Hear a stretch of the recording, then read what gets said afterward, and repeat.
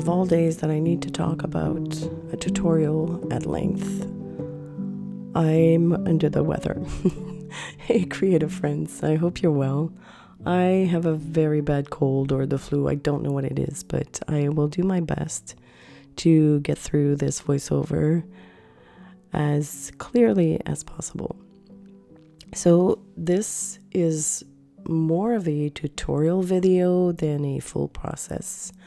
I will be focusing on shading or adding color pencils to a watercolor background to create different elements. And when I say it's shading, it's because I'm more or less using the shading approach to draw in the different elements. And this may sound complicated to some of you, but trust me, it is not complicated at all. It is fun. The shapes that I'm using are very whimsical. They're basically just circles and sticks. The only thing that I can think that is more involved maybe are the little houses, or no, there's only one in this one, the little house that I drew. But again, it's using basic shapes. So I don't necessarily want you to focus on the house or, the overall painting per se. I think what I'm trying to show you is that it's really easy to create a landscape with basic shapes, even whimsical shapes. And the effect is, in my opinion, quite awesome. And this is all done with color pencils and sometimes with just graphite pencil for good contrast. I can talk right now about the background because it is using a method that I've used in the past extensively, and I call this my blobbing technique, which is very scientific. If you've been with me for a while, you know what I'm talking about. Essentially, I'm just dropping colors here and there without a plan, letting everything dry. And then once everything is dry, I start seeing shapes. And this is when I'll be busting out the color pencils to render what I think I see.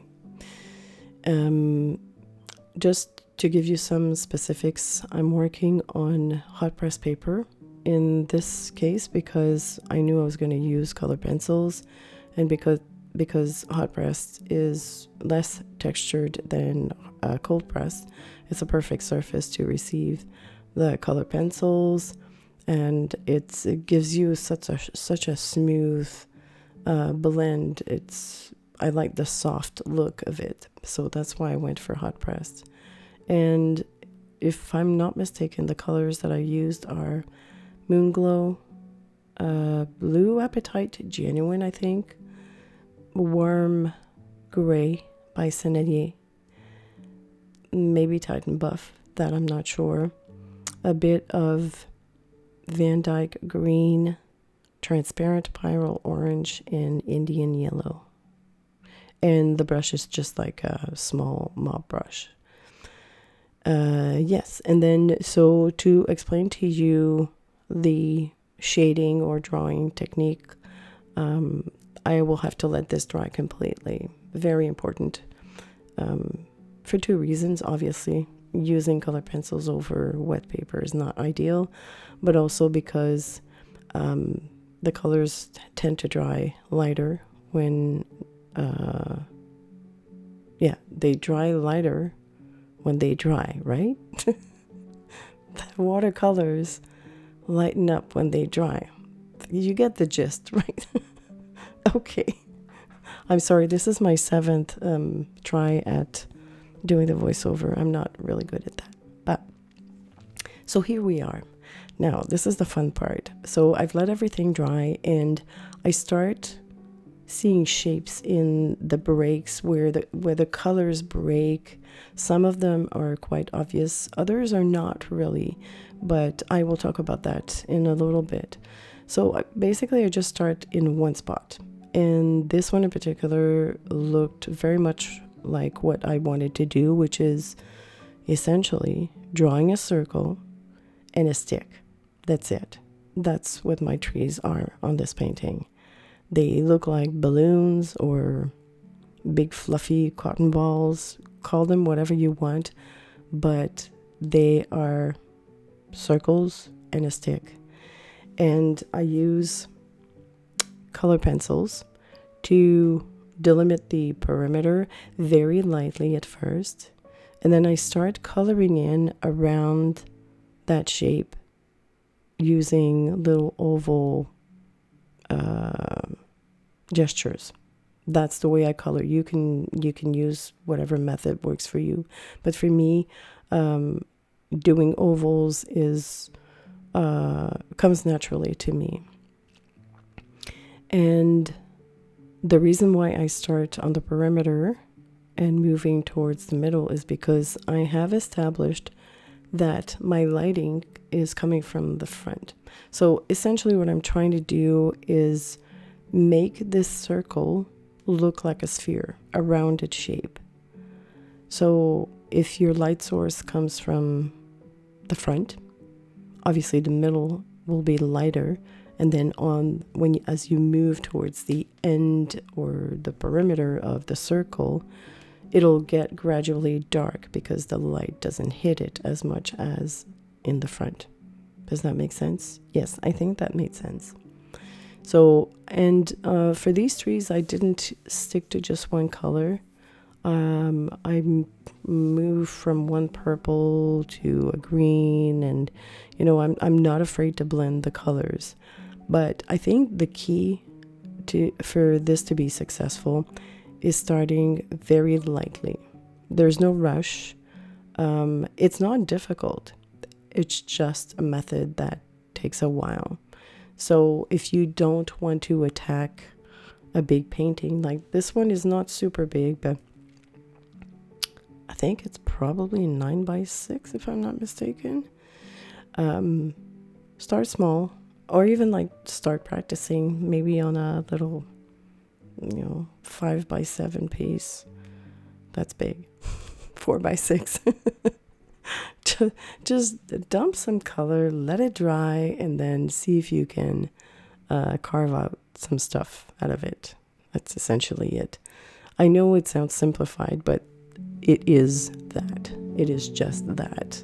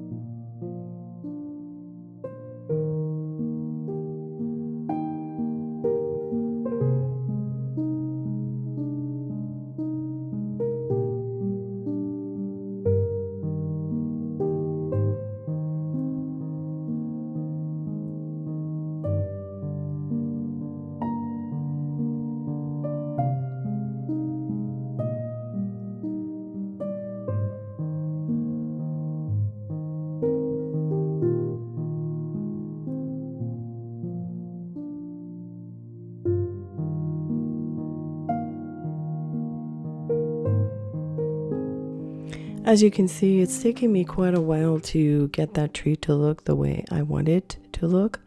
And note also that I've added a few different color pencils just to make it more interesting.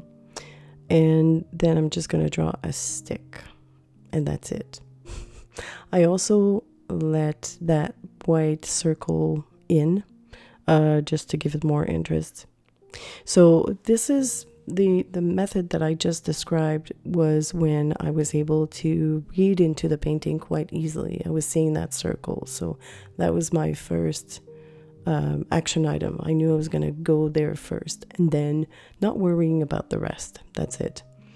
Sometimes I get, after I've done that first element, I get an image of what the rest would look like. Sometimes I don't. If I don't, I kind of force the rest to appear by using a lead pencil, much like I'm doing right now, to sketch the rest of the trees. If you look towards the left, they're not really, the circle shapes were not really there. They weren't completely formed by the watercolor paint. I just made them appear that way. And then all of a sudden I started thinking it would be nice to have a little house nestled in there, and all of a sudden I had a vision in my head. But it's not always the case. Also, the use of a pencil is kind of like a foolproof method because it allows you to sketch, and if you don't like the placement of the different elements that you just sketched, you can always erase.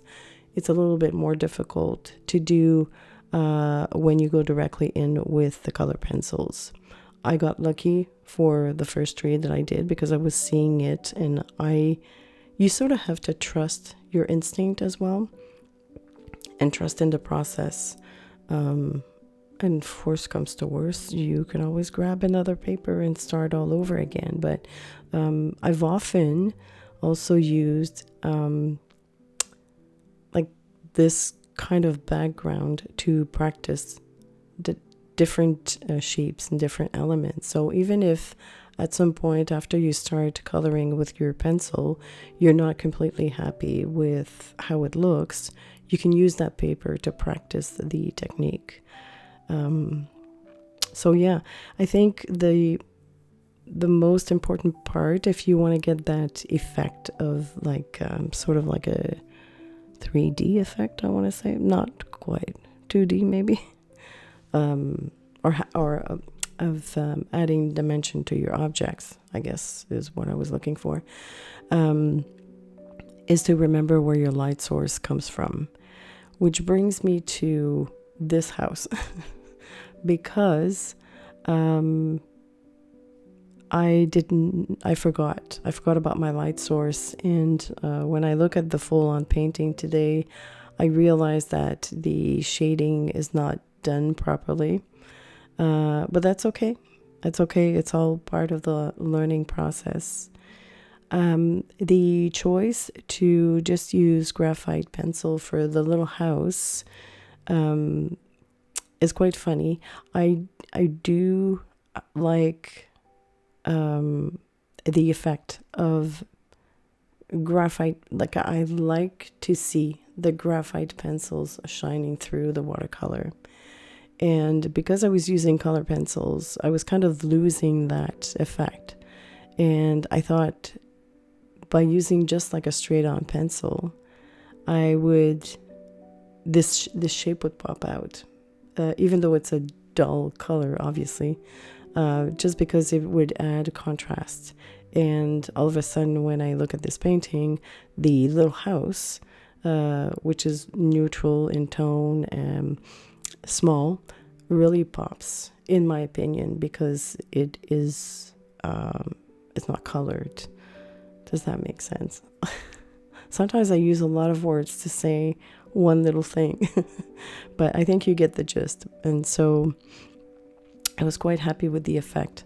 I also used a few patterning techniques just to bring out that little house. If you look at the roof, I love the effect that I created with those lines. It adds a lot of texture.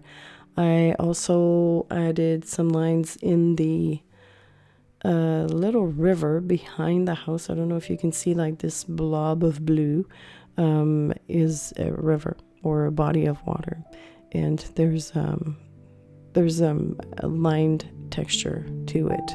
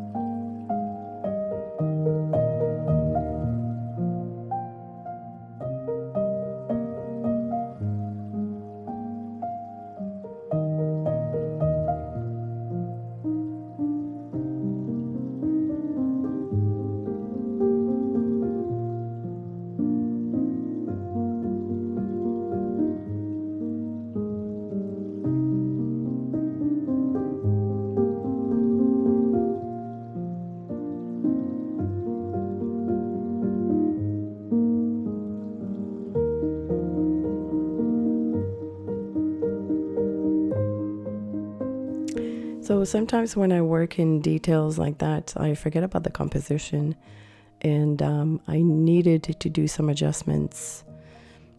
That big tree there was added as last minute because I felt that the piece was quite unbalanced. You'll see in a little bit here, I'm gesturing around, but the eye wasn't traveling well over the painting. So by adding that tree to the right, it kind of like brought together the tree at the top, the clump of the green trees on the left, and that one on the right to form that visual triangle that everybody talks about. But it did help, I think, with the overall balance. And yeah, I really like, I don't know what I was talking about. I erased the original audio because there was a lot of noise in the background and it bothered me. So that's why I'm doing a new voiceover. And here's progress shots. Oh, I like the little house. I think it's cute. Oh gosh. Yeah, that picture makes me sing, but I won't. I'll spare you. All right. Thank you so much for watching. I hope that you've enjoyed this little tutorial. If you have any questions, of course, please leave them in the comments. And I will talk to you next week. Goodbye.